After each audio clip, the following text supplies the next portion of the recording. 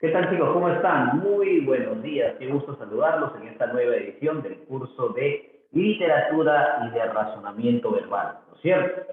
Estamos iniciando ya con las últimas unidades de este bimestre, ¿no? Estamos iniciando el día de hoy con la unidad número 7 y con este tema que vamos a trabajar y que vamos a seguir desarrollando, ¿no es cierto?, el tema de la literatura española como tal, ¿no? Es importante recordarles a cada uno de ustedes, ¿sí?, que por ser este el inicio de la séptima unidad, te pido por favor, ¿no es cierto?, que, digamos, hagas tu carátula correspondiente y que las PPTs que te comparta, siempre hagas de estas un resumen. No tienes que copiarlas todas, solamente haces un resumen para poder apoyarte, ¿no? De esa manera creo que vas a poder establecer una relación más concreta y te vas a poder ayudar cuando sean tus exámenes, ¿no? Recuerda que por el tiempo que tenemos establecido, ¿no es cierto?, yo por lo general tiendo a desarrollar literatura. Razonamiento verbal por lo general siempre desarrollamos cuando estamos en el repaso, ¿no? Pero por ahora solamente voy a desarrollar literatura. Estaba revisando cuál era el tema que hoy teníamos que trabajar y vi algo muy interesante, ¿no? Hoy vamos a hablar del drama español, ¿no es cierto? Hoy vamos a hablar de Fuente Ovejuna. De hecho, no es un drama cualquiera. Fuente Ovejuna es un drama que remarca un hito dentro de la historia de la literatura española, ¿no? Sobre todo porque es un evento o es una acción, ¿no es cierto?, que parte de una concepción real, o sea, es un evento que sí ocurrió. Se dice que ocurrió en el año de 1565 o 1566. Sí ocurrió este hecho. Sin embargo, claro está, digamos, la genialidad de Lope de Vega hizo que esta acción histórica pase a ser, digamos, una acción dramática, ¿no? Y creo que es lo más importante. Además, otro dato curioso, buscando alguna información y buscando el concepto drama en la literatura española, recién el concepto drama aparece dentro de la literatura española en el siglo XIX. O sea que el término drama o la especie dramática en el teatro español no existía. Existía lo que se determinaba por comedias. O sea, tanto la tragedia, la comedia y el drama no era otra cosa que la representación de la comedia dentro del teatro. Era lo mismo, ¿correcto? Es más, Tirso de Molina, por ejemplo, uno de los iniciadores del teatro español, elabora un ensayo sobre la actividad o la acción de hacer comedias, por no decir hacer obras de teatro, ¿correcto? Entonces, hay varias condiciones o varias actividades que vamos a ir desarrollando. El día de hoy, para llegar a Fuente Ovejuna de Lope de Vega, y para hablar de Lope de Vega, hay que pasar por Tirso de Molina, hay que pasar por el teatro religioso, hay que pasar por el teatro clásico, hay que pasar también por el teatro del barroco, o sea, diferentes perspectivas que simbolizarían la importancia del teatro dentro de la literatura española.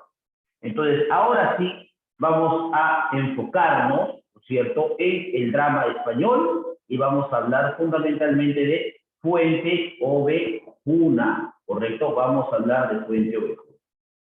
Es importante recordarles a ustedes que, ¿no?, como parte fundamental del concepto, sobre todo del drama español de Fuente Ovejuna, hay que establecer las conexiones o los propósitos importantes para llegar a este drama español.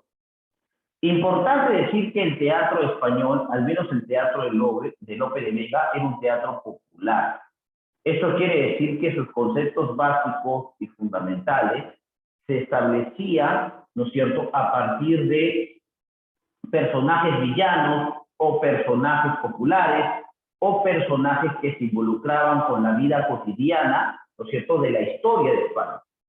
Entonces, era un teatro más cercano, era un teatro más entendible, era un teatro, de alguna u otra manera, más importante para reconstruir la identidad española. Ahora ustedes dirán, pero ¿por qué era importante la construcción de identidad? Bueno, porque España ya estaba pasando por la debacle del siglo de oro español. España estaba entrando en una crisis predeterminada. España empieza a perder sus 3 colonias, o mejor dicho, sus colonias en América Latina, y eso origina que se produzca una crisis económica, por lo que algunos ciudadanos de España se ven afectados económicamente. Para reforzar la identidad española, el drama español va a servir como un medio o un vínculo para reforzar, ¿no es cierto?, esas identidades, o para, de alguna u otra manera, alimentar el espíritu de los españoles que entran en esta crisis económica, ¿no? Producto de la descolonización de los territorios americanos. Entonces, lo que hoy tenemos que ver es el contexto, las características y los tipos de teatro existentes en el barroco español. Hablamos de un teatro ya que contempla la debacle o la decadencia del siglo de oro, ¿no es cierto? Estamos hablando más o menos del año de 1650, por allí. Y también vamos a reconocer los tipos de personajes dentro del drama español, en referencia al drama de Fuenteovejuna. Hay algo muy interesante, ¿no? Una condición o una característica del drama español es que utiliza siempre un personaje gracioso. El personaje gracioso es un personaje impuesto, o es el sello que tiene el drama español, que no lo tiene otro tipo de teatro, ¿no es cierto?, a nivel universal. No lo tiene el teatro francés, conocido, digamos, fundamentalmente como el teatro neoclásico, o no lo tiene el teatro clásico, o sea, no hay un personaje gracioso en las comedias de Sófocles, ni de Eurípides, ni de Esquilo. De hecho, el drama español, digamos, hace un aporte importante a la acción dramática, incluyendo al personaje gracioso, que es el personaje que siempre va a romper las tensiones dentro de la propuesta dramática, ¿no es cierto? Eso también hay que recordarlo. Y además, el teatro que corresponde al drama español es un teatro que se puede establecer en diferentes clases o estratos sociales, ¿no? Y vamos a ver también, digamos, el aspecto carnavalesco del drama español. ¿Por qué? Porque a pesar de que el teatro podía darse, ¿no es cierto?, en espacio público, podía ser visto también por personas de clase alta. También podía ser visto por los monarcas, por los reyes, los príncipes o los duques, o alguien que tuviera, por ejemplo, un título nobiliario, ¿no? Entonces, el teatro es el espacio en donde se van a mezclar de alguna u otra manera las jerarquías sociales, y se va a mezclar también, digamos, las condiciones económicas. De hecho, el teatro es importante porque el teatro español y el drama español va a unificar la identidad española, ¿no es cierto? Va a identificar la identidad española, va a unificar la identidad española. Y ya no se trata solamente de un tipo de teatro en función de algo, se habla de un teatro en construcción, ¿no es cierto?, y sin discriminación, digamos de esta manera. Teatro para todos podría ser visto de esta manera. El teatro del barroco español surge en el siglo XVII, ¿no? El siglo en el cual el barroco se desarrolla. Es conocido también como el siglo de oro español. Claro, pero es la parte final del siglo de oro español, no como te había explicado. Y el género que más destaca en la cultura española barroca es el teatro. El teatro va a ser el medio por el cual las personas, ¿no es cierto?, sin ninguna discriminación, van a poder acercarse a la identidad española y van a poder interactuar incluso hasta con los propios actores, ¿no? El género dramático en esta época fue totalmente influenciado por la fantástica intervención del gran demente conocido como Félix Lope de Vega y Carpio. Además, Lope de Vega va a ser considerado el Félix de los ingenios y el monstruo de la naturaleza, porque se dice que durante su actividad, ¿no es cierto?, como escritor, pudo contemplar o pudo construir, o pudo crear más de 350 obras teatrales, ¿no es cierto?, y más de 1500 representaciones literarias. O sea que por eso era considerado el Feliz de los Ingenios y el Hermoso de la Naturaleza. Pero también como su teatro es popular, también va a ser nombrado como el padre del Teatro Nacional en España, ¿correcto? Eso va a ser lo más importante de Lope de Vega, ¿no? Ahí están, por ejemplo, la concepción del teatro y los principales dramaturgos del barroco, ¿no? Lope de Vega, Calderón de la Barca y Tirso de Molina. Claro que en estos momentos solamente nos vamos a enfocar en Lope de Vega, pero también vamos a hablar un poco de Calderón de la Barca y de Tirso de Molina. Cuando sigamos hablando de el teatro del barroco, vamos a poder explicar, por ejemplo, el teatro de Calderón de la Barca, que es un teatro más bien filosófico, y el teatro de Tirso de Molina, que es un teatro más bien italianizado, ¿no? Con influencias italianas, ¿no? O con influencias romanas o latinas. ¿Correcto? Ahí está. ¿Cuáles son las características del teatro del barroco español? Es importante recordar que va a mantener la tradición medieval de representar obras religiosas en plazas, pueblos y ciudades. Pero en este periodo el teatro se va haciendo cada vez más comercial y profesional.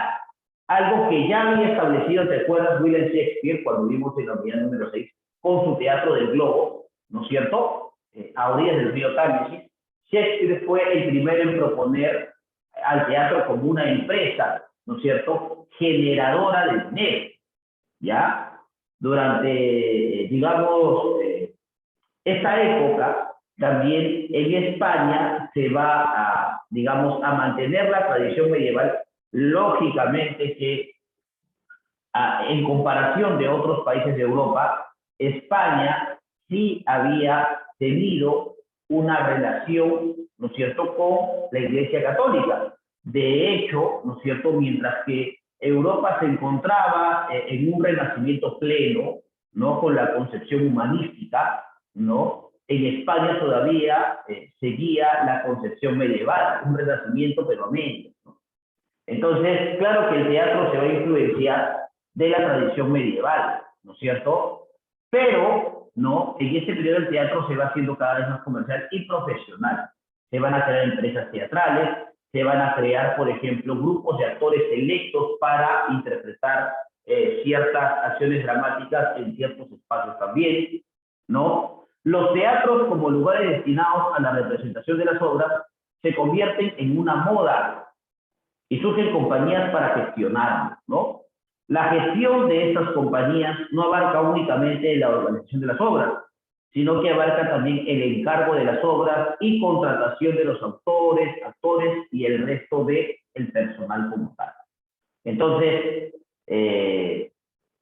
los teatros van a ser un espacio en donde se va a aglomerar diferentes tipos de clases sociales, ¿no es cierto?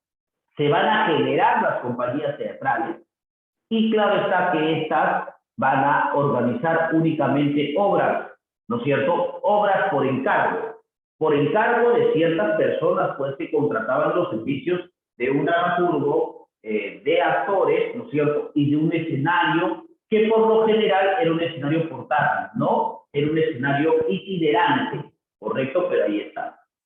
Además, se vuelve habitual ahora que los autores trabajen para una determinada compañía, o sea, los dramaturgos van a trabajar para una determinada compañía y van a representar siempre obras en el mismo teatro y con los mismos autores. Eso quiere decir que lo que se hacía en ese tiempo era contratar la exclusividad del dramaturgo para que éste trabaje para cierta compañía. O sea que el teatro en el barroco español, al igual que el teatro en la época isabelina, se empieza a profesionalizar, ¿correcto? Se empieza a profesionalizar, ¿correcto? Ahora, hay que establecer que a pesar de que el teatro, ¿no es cierto?, involucraba a diferentes aspectos sociales o a diferentes entes sociales o a diferentes perspectivas sociales, ¿no es cierto?, también había, según la temática, diferentes espacios para producirse. Y también, según la temática, había diferentes personajes, ¿no es cierto?, y diferentes desenlaces también y construcciones. Por eso van a existir tres tipos de teatro, ¿no?, en el barroco. El teatro religioso, que es un teatro que no podemos prescindir, porque lógicamente que el teatro español tenía relación con la Iglesia Católica y todavía tenía algunas concepciones de la literatura medieval, ¿correcto? Este era manifestado, chicos, a través de los llamados autos sacramentales. Unos se preguntarán qué cosas son los autos sacramentales. Bueno, ustedes alguna vez han ido a misa, estoy completamente seguro. Incluso las personas que ahora de repente están viendo este video y que dudan de la concepción de la Eucaristía o de la religión cristiana o católica, alguna vez en su vida han podido ver, ¿no es cierto?, una celebración de la misa. Dentro de las celebraciones de la misa siempre se lee la palabra de Dios, ¿no es cierto? Alguna parábola, digamos, algún versículo, ¿no?, etcétera, etcétera. Entonces, en el tiempo del teatro religioso, en vez de leer la palabra de Dios, se significaba la palabra de Dios. Eso se hacía con un único objetivo. ¿Cuál era el objetivo? De, digamos, captar más adeptos a la religión católica.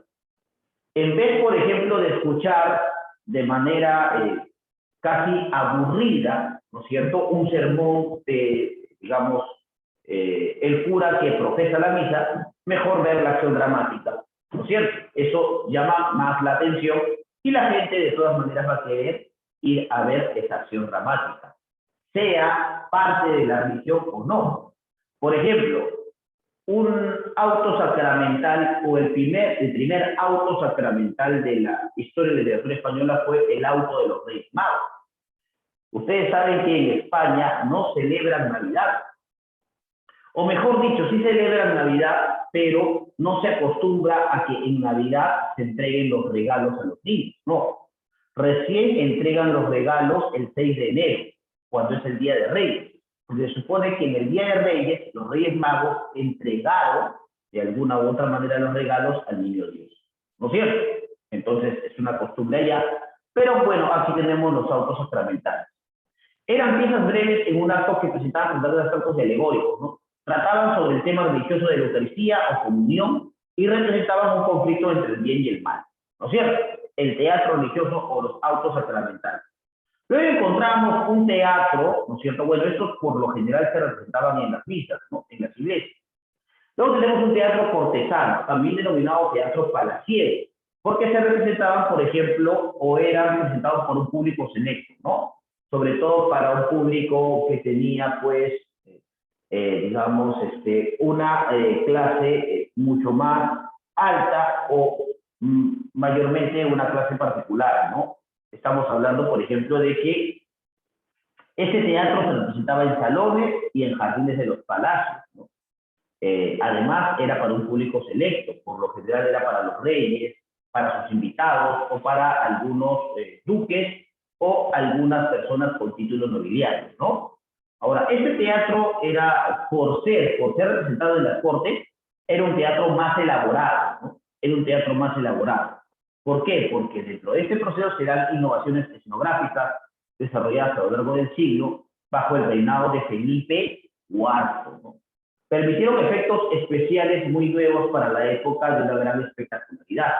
Por ejemplo, como que los personajes puedan volar, ¿no es cierto?, a través de una cuerda, o como el uso de, digamos, el uso del espacio dentro del teatro. Antes solamente podía estar en escena un actor o hasta dos para realizar los diálogos, ¿no? Ahora se podía ver 3 o 4 actores, otros que originaban, por ejemplo, el diálogo y otros que, digamos, representaban acciones dramáticas sin dialogar, ¿no?, pero que también colaboraban con esta escena, ¿no es cierto? Otras concepciones, por ejemplo, de la vestimenta que utilizaban los actores, también el abrir y el cerrar el telón, ¿no es cierto? Eso también era muy importante. Por ejemplo, se logró hacer que los actores volaran o que desapareciesen, ¿no? Ahí está. Lo que daba a pie a la realización de extraordinarias comedias mitológicas o fantásticas. ¿No es cierto? Teatro religioso, teatro cortesano. Pero también vamos a encontrar el teatro de los corrales. también conocido como el teatro popular. ¿Por qué se le llamaba teatro en los corrales? Porque se representaban en los corrales, ¿no? Que eran patios inmensos digamos, patios inmensos en donde se ubicaban 4 o 5 casas juntas, y ese espacio que, digamos, era común a esas 5 casas, se utilizaba como un escenario para que la gente pueda, digamos, ver la acción dramática. Ahora, lo curioso del teatro en los corrales, a diferencia del teatro cortesano y del teatro religioso, era que la acción dramática también podía pasar a un segundo plano, porque en el teatro en los corrales también, por ejemplo, la gente podía vender cosas, o la gente no solamente iba por la acción dramática, sino iba a conversar, y en algunos casos los reyes también podían ver las acciones dramáticas. O sea, no era un teatro restringido solamente para la clase popular, podían, digamos, hacer acto de presencia diferentes personajes de las clases sociales que habitaban en España en esa época. Entonces, en España, en concreto, se desarrolla un espacio para la representación teatral ciertamente particular, el llamado corral de comedia, ¿no? Un patio de una casa de vecinos donde se construía un improvisado escenario, ¿no? A estos corrales acudía público de todos los estamentos, de todas las clases sociales, incluso el propio rey. El pueblo llano debía ver las obras de pie desde el patio o pagaba un suplemento para sentarse en bancos, así como los nobles y demás personas importantes veían el espectáculo desde las ventanas y balcones de las viviendas que daban al patio. Los corrales eran también un lugar de encuentro donde se hablaba, comía y bebía. O sea, como te digo, no es fundamentalmente el teatro el elemento principal, ¿no? También se podía comer, beber o hacer otras cosas. Incluso hay, digamos, algo muy curioso. Como el teatro de los corrales o el corral de comedias no era fundamentalmente la actividad principal, muchos de los actores en plena escena se podían distraer, porque mientras ellos interpretaban su acción dramática, por ahí se comía, o algunos bebían, habían peleas, habían juegos de azar, entonces el actor se distraía, ¿no? Y ustedes saben que aprenderse un guión es bastante complicado. Seguir la dilación en todo ese bullicio también es complicado. Entonces, ¿qué acción o qué acciones tomaron los actores, ¿no? En esa época?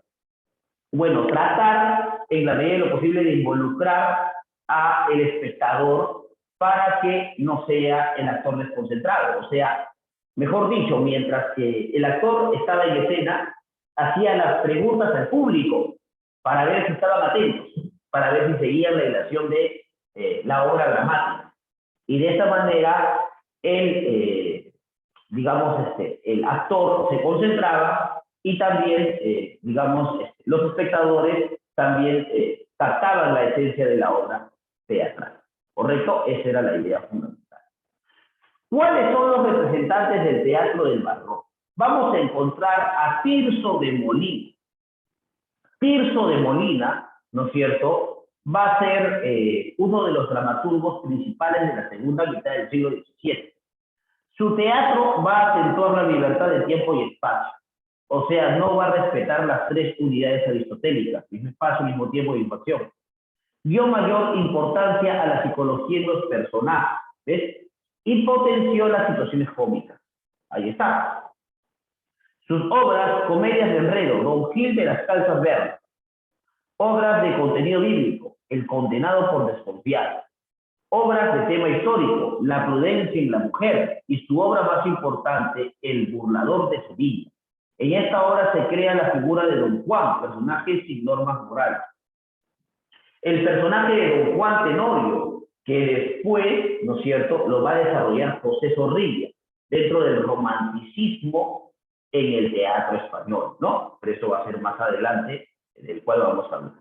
Luego vamos a encontrar a Calderón de la Barca, que a diferencia de Tirso de Molina, y a través del desarrollo psicológico de los personajes, Calderón de la Barca va a desarrollar un teatro más bien filosófico o reflexivo, ¿no es cierto? Su técnica teatral va a dedicar mucha atención a la música y a la escenografía.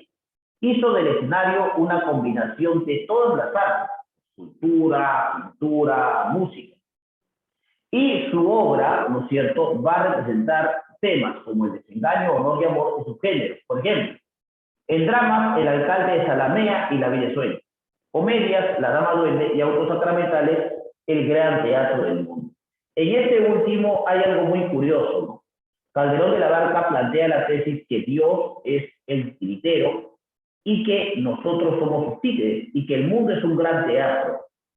Cada persona tiene un tiempo de caducidad o cada persona, digamos, puede fortalecer o puede debilitar los hilos por los cuales es manejado según el titiritero que es Dios. Si los hilos se cortan, quiere decir que tu vida ha culminado, ¿no es cierto? El gran teatro del mundo. Cada uno de nosotros interpreta un papel determinado, ¿no? Y según su pensamiento, sus personajes se convirtieron en símbolos de los grandes problemas del ser humano. Lucha de razón y sentimiento combinó lo oculto y lo popular, ¿correcto? Que es lo más importante. Y finalmente vamos a encontrar dentro del teatro del barroco a Lope de Vega, ¿no es cierto? Lope de Vega, que va a proponer un teatro nacional, un teatro que va a intensificar su identidad, ¿no es cierto? Crea la Comedia Nacional a finales del siglo XVI. A una acción de tema amoroso se superpone otra histórica o legendaria de cautivos o religiosos. Normalmente, ¿no es cierto?, concluye con un final feliz. Las obras de Lope de Vega, por eso son más populares, ¿no? Rompe lo cómico y lo trágico. El lenguaje que utiliza es sencillo. Además, recuerdo que el teatro de Lope de Vega utiliza la polimetría, es decir, que puede utilizar diferentes métricas al momento de proponer, digamos, los diálogos de los actores que van a representar la escena. Y rompe las tres unidades aristotélicas, ¿correcto? O sea, las obras se van a ocupar más de un espacio, se pueden dar en diferentes tiempos y van a representar diferentes acciones, ¿no? Entonces, ya sabes que el teatro de Lope de Vega es un teatro que revoluciona la actividad dramática española. Biografía de Lope de Vega. Lope de Vega nació en Madrid en 1572 y fue uno de los poetas y dramaturgos más importantes del siglo de oro español. Claro, es el teatro popular, ¿no? Es el dramaturgo popular por excelencia. Y además uno de los autores más prolíficos de la literatura universal, debido al alto número de obras, poemas y novelas que escribió. En 1609 compuso una obra llamada Arte Nuevo de Hacer Comedia. En esta época se entendía por comedia cualquier pieza teatral, que había explicado al inicio, ¿no es cierto?, en la cual explicaba su concepción del teatro, una propuesta original que rompía con la perspectiva teatral clásica. Claro, rompe con las unidades italianas, con las unidades aristotélicas, mayormente de la obra poética de Aristóteles, en la que se defendía de las críticas realizadas a él por apartarse de este modelo, ¿no es cierto? Ahí está. Eso es lo más importante de Lope de Vega, ¿correcto? ¿Cuáles van a ser las características del teatro lopesco? ¿No es cierto? Del teatro lopesco. Primero, divide la obra en tres actos: introducción, nudo y desenlace, ¿no? Como si fuera una obra narrativa. A diferencia del teatro clásico que lo hacía en 5, él solamente lo pone en 3. No respeta la ley tradicional de las 3 unidades. Un lugar, la historia transcurre en un solo sitio, un tiempo, en 24 horas o menos. Una acción y cuenta solo una historia, ¿no? La obra podía necesitar de escenografía y así podía variar los lugares en la obra. El tiempo de la historia, es decir, el tiempo dentro de la obra, y podía durar más de un solo día. Las obras se escriben en verso y hacen uso de la polimetría, ¿ves? ¿Qué te decía yo? Es decir, utilizaban diferentes tipos de estrofas dependiendo de las situaciones que representaban. Además, lo complicado para los autores de aprenderse esos diferentes, digamos, esos diferentes tipos de versos. Entonces, bueno, ahí está el trabajo, ¿no? Las obras suelen mezclar lo trágico con lo cómico, tragicomedia, en todo caso. El drama en España se llamó tragicomedia. El fin de las obras es que el público disfrute y por lo tanto deben adaptarse a los gustos del público, ¿no? Como tal. ¿Cuáles son los personajes típicos de las obras de Lope de Vega? Primero puede existir un rey. Si es joven puede ser un galán, a veces injusto. Si es viejo es prudente y suele aparecer al final para establecer la justicia.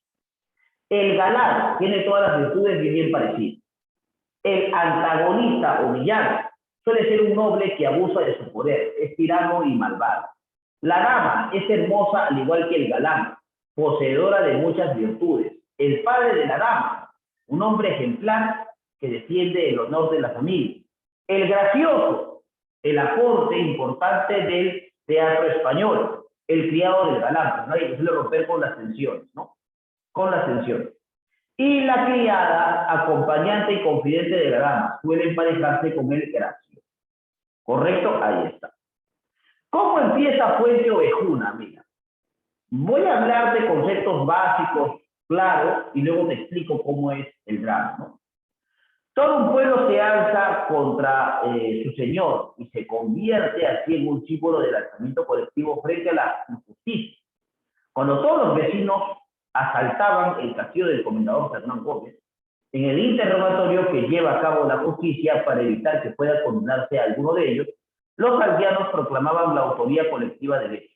Juez, o que os he de matar, creed, en ese potro, villano. ¿Quién mató al comendador Pascual? Fuente Ovejuna.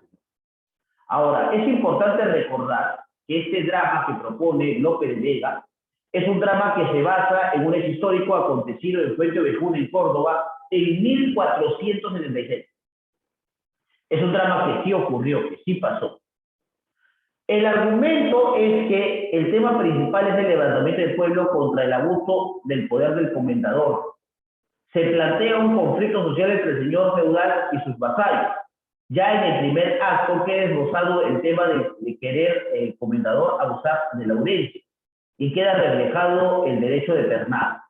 El pueblo no se propone cambiar el sistema social, busca simplemente justicia y para ello la toma de su mano y luego le pide a los reyes que avalen su acción. La unidad de todo en el pueblo es la base del triunfo. No hay ningún vecino que, aunque bajo tortura, señale al autor directo de las muertes. Es el pueblo el que se revela y ejerce la justicia. Bueno, es importante recordar que el villano de la obra es el comendador Fernán Gómez de Guzmán. No solamente era un abusador, ¿no es cierto?, a través del cobro de impuestos, también era un abusador porque violentaba a las mujeres del pueblo de Fuente Ovejuna. Próximos a un matrimonio establecido, Laurencia, la pareja de Laurencio y Frondoso, van hacia el río a celebrar de alguna u otra manera su compromiso. Laurencia era hija del alcalde del pueblo de Fuente Ovejuna y Frondoso pues era un joven, digamos, estudiante que estaba próximo a casarse con Laurencia, ambos se amaban. Sin embargo, algo pasaba en el pueblo, ¿no? El pueblo vivía de las injusticias y de los abusos del comendador. En este caso, ¿no es cierto?, Laurencio y Frondoso, estando en el río, van a ser atacados por Fernán Gómez de Guzmán, que no va a estar poniendo solamente con quitarle o desarmar a Frondoso, sino que va a amenazar a Laurencia y va a desgarrarle los vestidos y va a violarla en presencia de Frondoso. Laurencia va a hacer acto de presencia en el pueblo con las ropas rasgadas y va a llamar la atención de los hombres de Fuente Ovejuna, advirtiendo que si es que ellos no hacían absolutamente nada, las mujeres de Fuente Ovejuna se iban a levantar e iban a descuartizar al comendador Fernán Gómez de Guzmán. ¿Qué creen que va a pasar? Los hombres, incluyendo el padre de Laurencia, se queda estupefacto mientras su hija, ¿no es cierto?, convoca a todas las mujeres del pueblo de Fuente Ovejuna para hacer justicia. Todas las mujeres se dirigen digamos, a la estancia del comendador Fernán Gómez de Guzmán con antorchas encendidas reclamando justicia. Mientras que los varones, ¿no es cierto?, de Fuente Ovejuna, al ver la acción de las mujeres, incluido Frondoso, va, digamos, a también dirigirse a la estancia del comendador Fernán Gómez. Vamos. El pueblo, ¿no es cierto?, se va a rebelar contra los abusos del comendador, mientras que las mujeres llegan primero y rasgan las vestiduras del comendador y lo golpean hasta saciar, saciar su rabia, su cólera, avientan el cuerpo del comendador hacia el primer piso en donde se ubicaban los hombres que habían llegado y estos lo descuartizan. Claro que los reyes españoles, ¿no es cierto?, van a querer de alguna u otra manera investigar sobre la muerte del comendador Fernán Gómez de Guzmán. Sin embargo, nadie absolutamente va a declinar, en manifestar que el pueblo de Fuente Ovejuna lo hizo, ¿no? Siempre se preguntaba, ¿quién fue el que mató al comendador Fernán Gómez de Guzmán? Fuente Ovejuna lo hizo, señor. ¿Y quién es Fuente Ovejuna? Todos a una, decía, ¿no? Entonces, hasta, el gracioso, ¿no es cierto?, de la obra, ¿no es cierto?, que era Clarín, tampoco reveló la autoría de quién había matado al comendador Fernán Gómez de Guzmán. En realidad fueron todos, ¿no? Pero ahí está. El autor de Fuente Ovejuna, ¿quién es? López Vega, ¿no? Y es de nacionalidad española. Fuente Ovejuna tiene ¿cuántos actos? Tiene 3 actos. Inicio, nudo y desenlace. Son personajes de Fuente Ovejuna, Laurencio Frondoso y el comendador Fernán Gómez de Guzmán. ¿No es cierto? Ahí está. Es el personaje gracioso, ya sabemos que es Mengo, ¿no es cierto? El personaje gracioso, Mengo. Conclusiones finales. Había dicho Clarín, ¿no? Me había confundido, era Mengo, ¿no es cierto? Conclusiones finales de esta teoría, de este tema.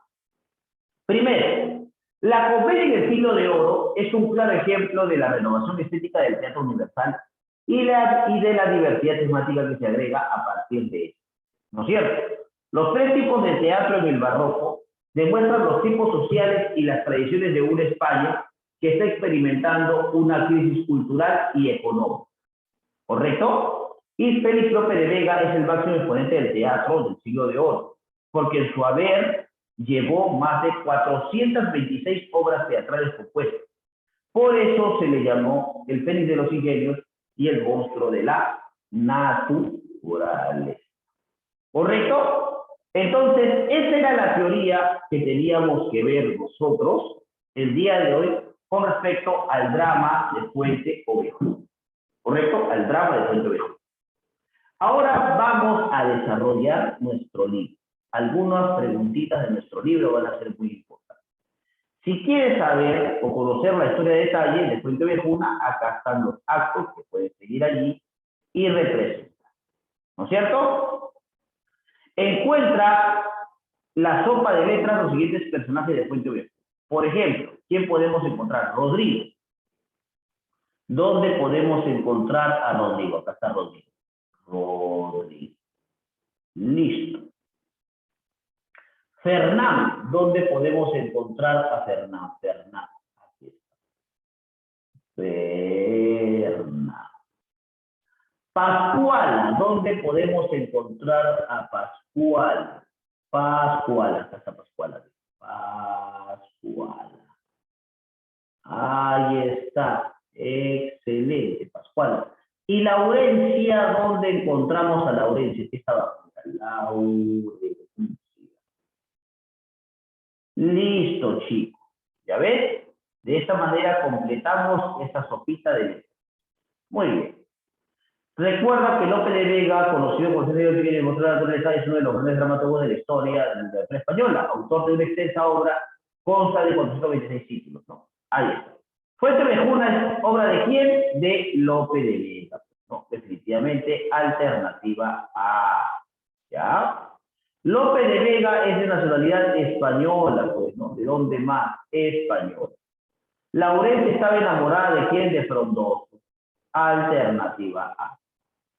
Personaje de la ciudad de Fuente Ovejuna, Mengo, ¿no? Me había equivocado. Clarín sería Mengo. Especie de Fuente Ovejuna es un drama. Drama de honor villano, le dicen. ¿Por qué? Porque fundamentalmente representa la función inmediata de un colectivo inmediato. Eso también hay que tenerlo en cuenta. Los reyes católicos, ¿quiénes fueron? ¿No? Fernando e Isabel. Fernando e Isabel. Ellos son los que van a investigar quién mató al comendador Fernán Gómez de Guzmán. Y al final decidimos hacer mayores investigaciones porque saben los actos que han cometido, ¿no es cierto? Los actos impuros o los actos perjudiciales que cometió el comendador Fernán Gómez de Guzmán. Fuente Ovejuna tiene 3 actos, ¿no? Un inicio, un desarrollo y un desenlace. La obra donde aparecen Pronosa y Laurencia ocurre ¿en dónde? En Fuente Ovejuna. En Córdoba, ¿no? En España. En Fuente Ovejuna se refleja un afán por parte del pueblo ¿de qué? De justicia, justicia. Toman la justicia con sus manos. Al final de la obra, Fuente Ovejuna tiene como comendador ¿a quién? Tiene comendador ¿a quién? A Fernán Gómez. Al final de la obra, Fuente Ovejuna tiene comendador ¿a quién? Me parece que es a Esteban, ¿no? Al final de la obra, por ejemplo, acá dice, después de exhaustivo interrogatorio y ya está. El poder de Fuente Ovejuna le dice que todo había sido por no saber el comendador, ya está. Don Fernando de Aragón, al oír esto, no encuentra otro remedio que absolver a todo el pueblo de la culpa y así se hizo. Bueno, como todos prometen decir que el comendador fue matado por Fuente Ovejuna, cuando el juez llega al pueblo, lo único que consigue sacar por medio que mató Fuente Ovejuna. Ya está, ¿no? Listo, deciden pues hacerlo en nombre de Fuente Ovejuna, ya está, ¿no? Me parece que sí, ¿no? No hay otra, ¿no? Al final de la obra, Fuente Ovejuna tiene como comendador ¿a quién? Me parece que al final queda como comendador a Esteban, ¿no? Que es el padre de Laurencia, ¿no? Esteban, que es el padre de Laurencia. Listo, chicos, eso era todo lo que teníamos que desarrollar el día de hoy. Por favor, ya sabes, haz tu resumen correspondiente del tema del día de hoy y ya nosotros, ¿no es cierto?, nos veremos la siguiente semana en otra edición del curso de literatura. Ya sabes que el razonamiento verbal lo vamos a desarrollar cuando, digamos, tengamos la retroalimentación o el repaso. ¿Correcto? Por si acaso. ¿Listo, chicos? Cuídense. Hasta luego. Chao, chao.